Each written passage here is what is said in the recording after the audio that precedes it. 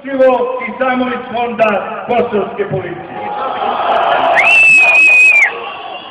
Regionalni komandant na severu bit će kosovski Srbin, zaposlen u Ministarstvu unutrašnjih poslova Kosova.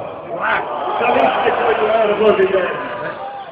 Pravosudni organi na severu Kosova bit će integralni deo pravosudnog sistema Kosova. Lokalni izbori naših opština na severu Kosova će se organizovati uz podršku OES-a, a u skladu sa zakonima Kosova tokom 2013. godine.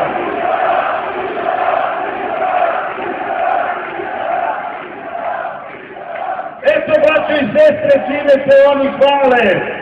Samo što nam još u ovom sporazumu nisu propisali odredbu da imamo pravo i da slavimo krstsku slavu, ali samo ako je moguće po Kuranu i zakonima Kosova. Time se hvali naša vlast i to vremena nam prenosi kao pobedu. Sramota. Ali šta, braćo i sestre, sa ovog velikog sabora da poručimo onima koji su to uradili, da nije dovoljno samo uputiti prekor Vučiću i Dačiću sam vas bilo.